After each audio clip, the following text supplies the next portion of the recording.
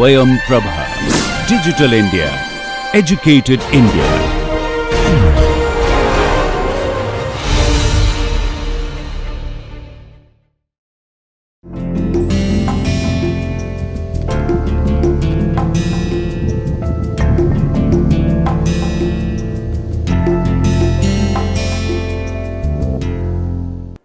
Welcome back to the course Mechanics of Solids. So, in the last lecture, if you recall, we just talked about the construction of the Mohr cycle, and I hope that you have understood the process by which you can construct the Mohr cycle, because this is very important.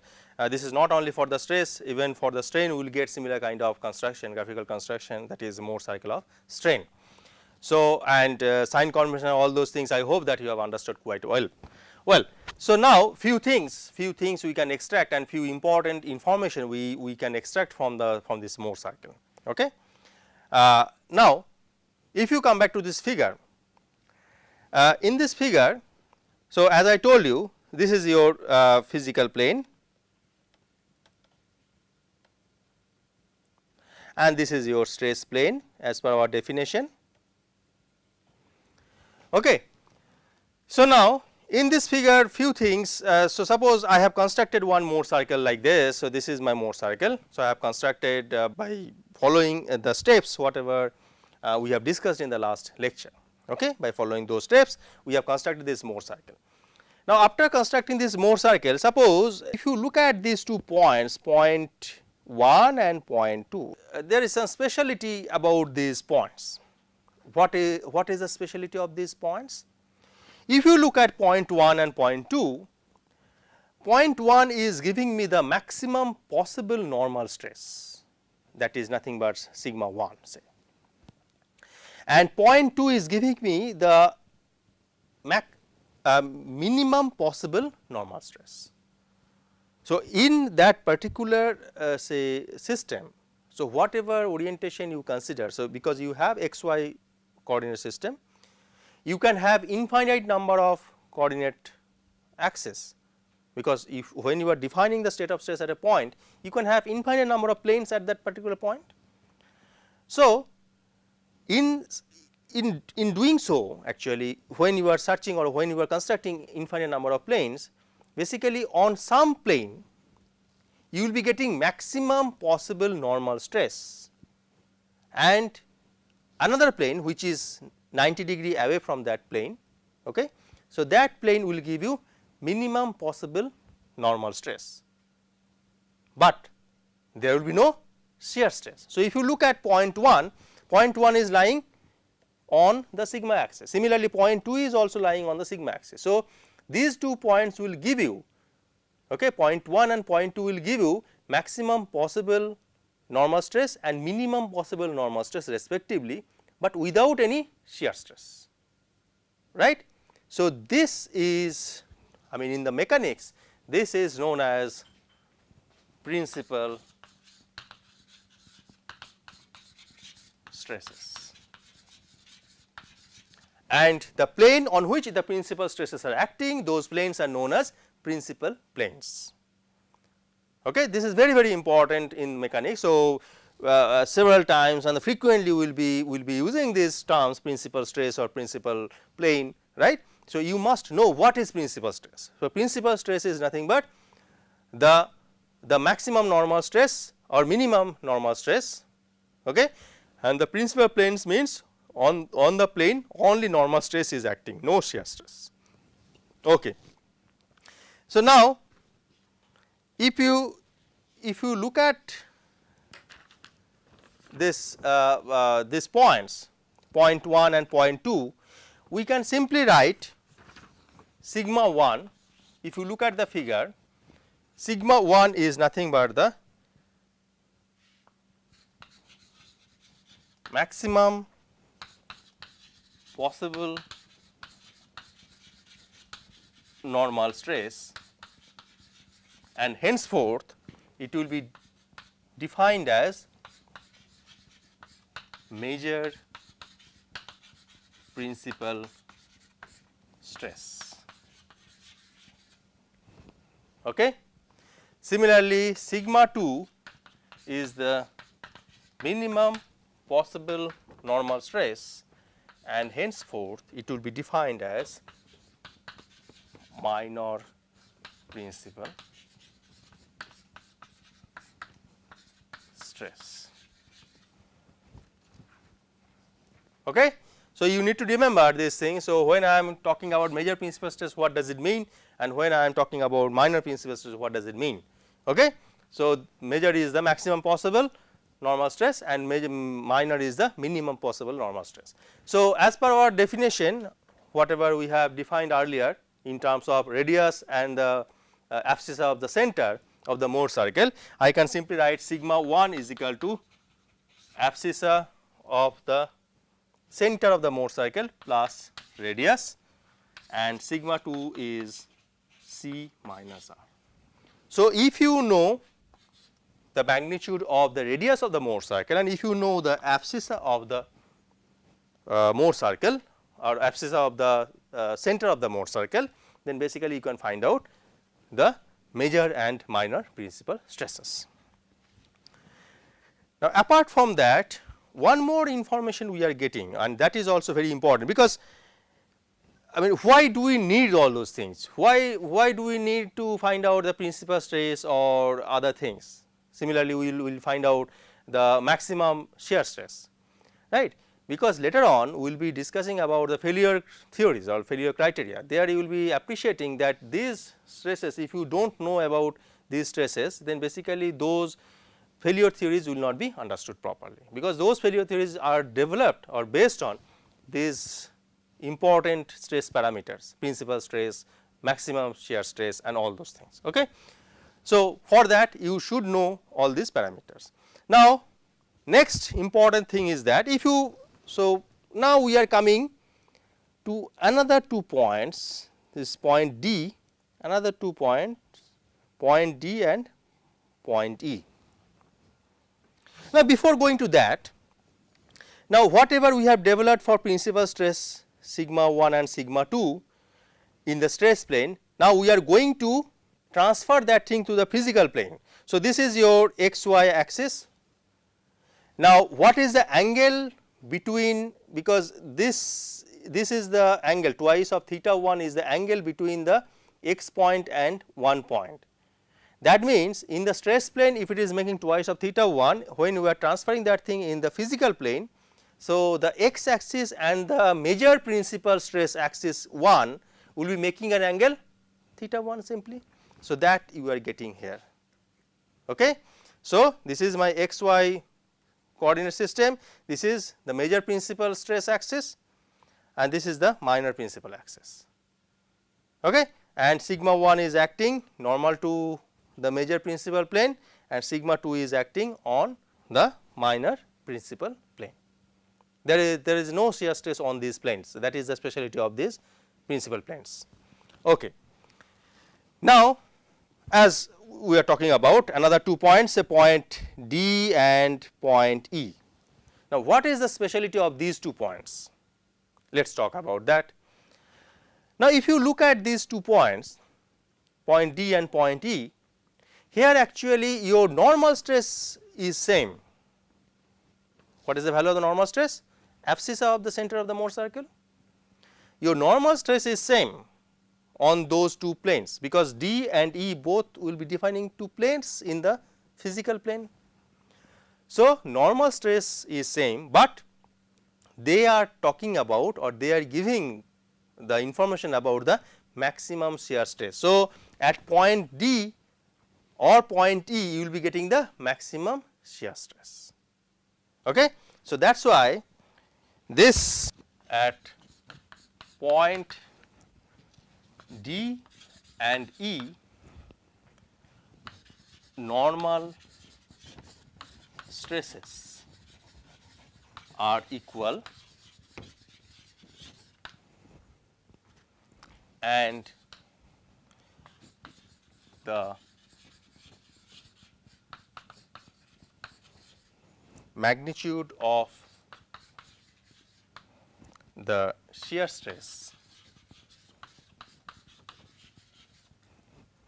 is the maximum possible.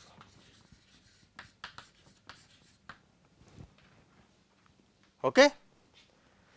So, now what is the angle between x point and d point, that is twice theta 1 plus 90 degree. So, in the that is happening in the stress plane. So, in the physical plane what should be the angle? Simply theta 1 plus half of that theta 1 plus 45 degree. So, this is the x axis and this is your d axis, and that is making an angle theta 1 plus 45 degree.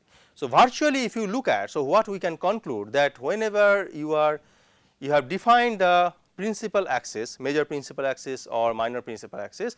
So, your maximum shear stress direction or shear stress axis is making an angle 45 degree with the major principal stress axis. So, because that is the, this is the angle 90 degree between point 1 and point D in the stress plane. So, in the physical plane the angle between one axis and D axis will be simply 45 degree. So, that is very important. So, once you locate the principal stress axis or the major principal stress axis, okay, immediately you can define by drawing an axis at an angle 45 degree, and that will be defining the maximum shear stress axis. Okay. So, now with this what we can write for this, sigma d is, that is the normal stress on plane D, okay, that will be similar to sigma E, and which is nothing but the abscissa of the center of the Morse circle, and what is the value of tau max, that is the maximum shear stress, that is simply the radius of the Morse circle. If you look at the figure you will get it, simply the radius of the Morse circle. So, if from the Morse circle, from the construction of the Morse circle, if you can find out these two parameters, you can define all those important things. Okay. Now, it can be proved, though the proof I am not showing, it can be proved that, I mean you can ask me that I am getting two principal stresses, right. If you consider 3-dimensional state of stress, that is a general state of stress, okay, 3 dimension if you consider x, y and z. So, you will be getting 3 principal stresses. One is major principal stress, that is the maximum possible, another one is the minor, that is the minimum possible, and one is in between, that is the intermediate principal stress. So, you will be, it can be proved that you will not be getting 4 principal stresses or 5 principal stresses, something like that, you will be getting 3 principal stresses. Okay. So, I am not going to show the proof anyway. So, if you want to find out that proof, then basically you have to refer some advanced solid mechanics book, there you will be getting that proof anyway. So, in 3-dimensional or the general state of stress, you will be getting 3 principal stresses, major, minor and intermediate principal stress.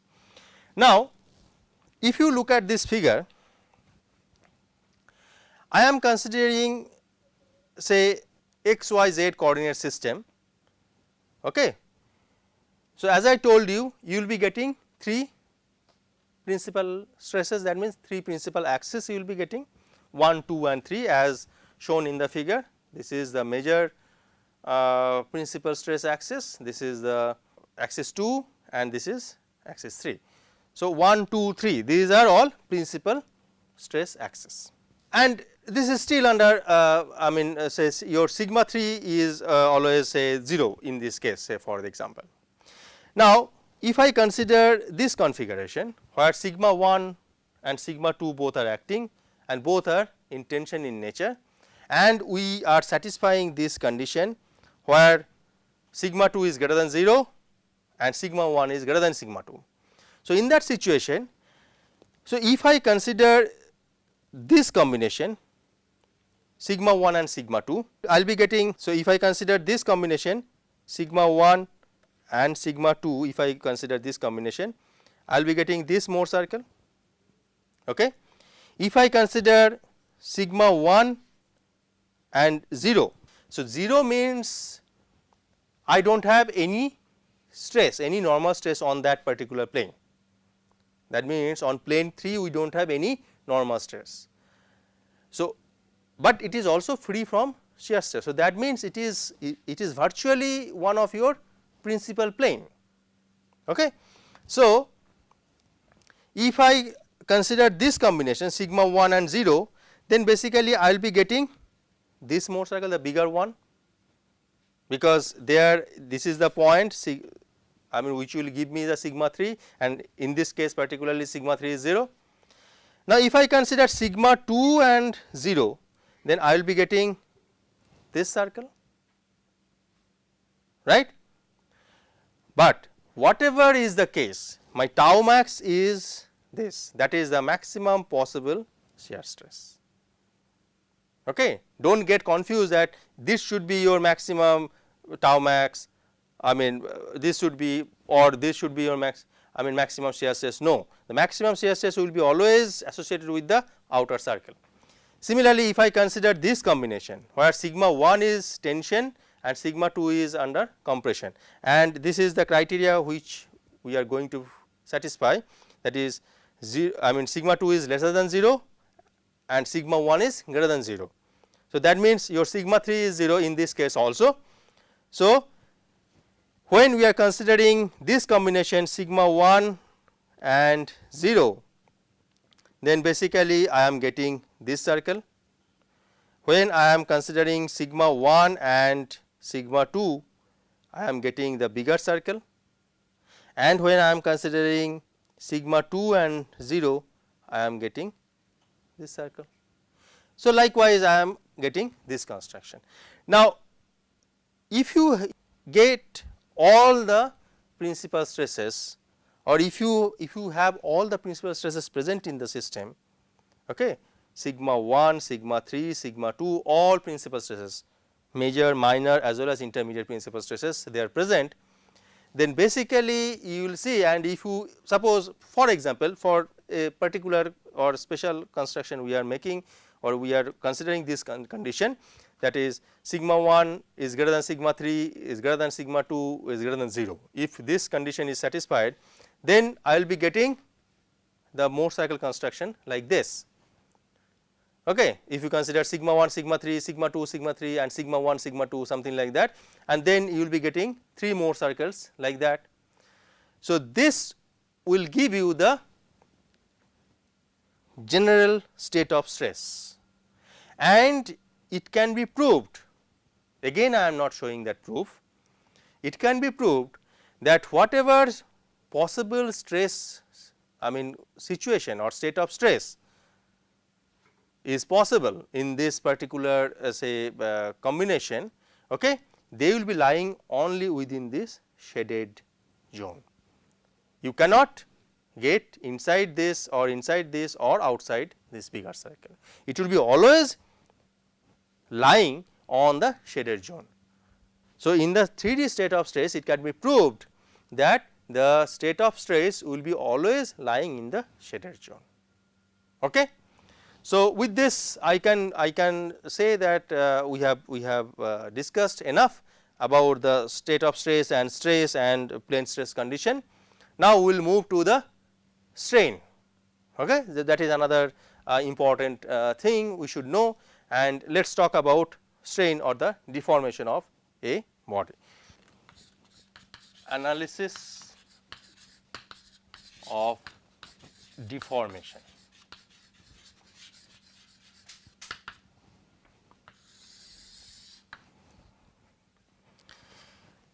The displacement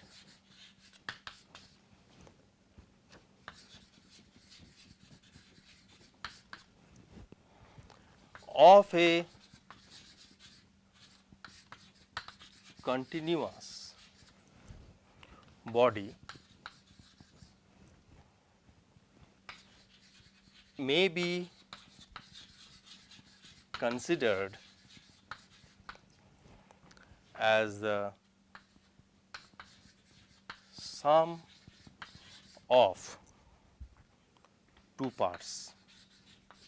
Which are those? First one is a translation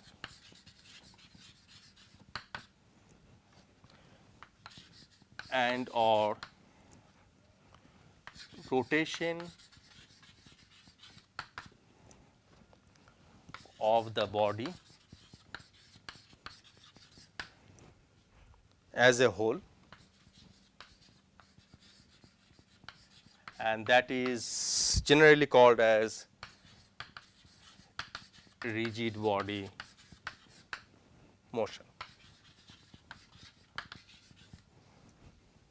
Okay.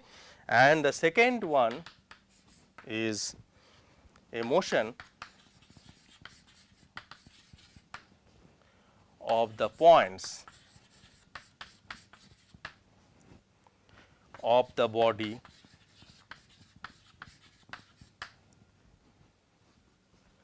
relative to each other, that is called deformation. That means when we are talking about the displacement of a continuous body, so if I consider a continuous body, there is no gap, there is no crack, there is no fracture, so we are considering one continuous body. So displacement of a continuous body may be considered as the sum of these two parts. The first part is a translation and or rotation, translation as well as rotation, or translation or rotation, whatever, of the body as a whole. That means if this is the body, I am just taking here from, I am just translating this body from this point to this point. So this is known as rigid body motion. So we are not going to discuss this thing because we are interested to find out the deformation.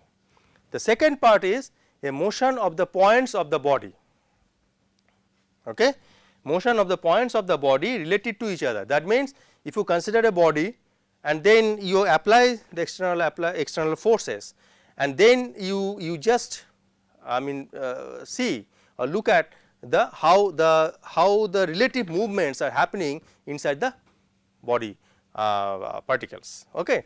So that is known as deformation. So we are interested to talk about this. Now before that, if you look at this figure, then basically this first one is giving me the rigid body translation. So this is the actual body, this is the actual body. Now after translation, this has taken this position. This is rigid body translation. No deformation is happening, no relative movement in the body parts. Okay. If you look at this, this is giving you the rigid body rotation with respect to point C. Okay. So initially it was like this, and now it has taken this position. Okay. Now this part is giving me deformation without any rigid body motion. So this was the body initially, and after deformation, okay, so that is getting enlarged. So this is the bigger shape of the body. Okay. So body has got enlarged after deformation. So this is called deformation without any rigid body motion. Now if you have all these things together, that means rigid body translation, rotation, as well as this deformation together, then basically your initial configuration of this body will be taking the final configuration like this. Okay. So that is actually happening if you consider both rigid body motion as well as deformation. But for the time being, we are just concentrating on the deformation part, and let us talk about the how a body will behave under deformation, and if there is any deformation particularly under the action of the externally applied forces, then how to quantify those deformations. Okay. So here also in this particular thing, our particular chapter, okay, we are not going to discuss the 3D state of strain. Okay. So deformation means basically deformation can be quantified by the strain, right. So, we are going to define only plane strain, like whatever we have discussed as plane stress, we are going to discuss the plane strain. What is plane strain? A body whose particles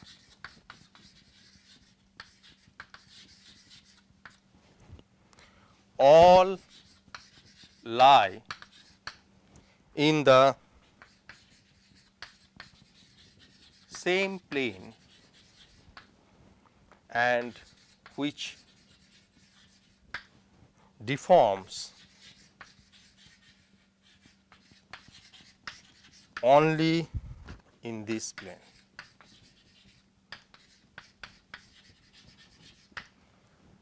Right. So, suppose if you consider a long wall, so you will be getting the deformation only if you consider the long direction is your z direction or the say y direction. So, you will be getting the deformation only in the xz plane. So, y direction, along the y direction the strain or the deformation is negligible. So, that kind of thing, okay, long cylinder or long say shaft or long member like beam of the building or the long say dam kind of thing. So, all these structures are generally will be showing the deformation only on that particular plane. So, out of the plane deformation is not there. So, that kind of situation is known as plane strain situation or the plane strain problem. So, I will stop here today. So, in the next class we will be continuing with the deformation chapter. Thank you very much.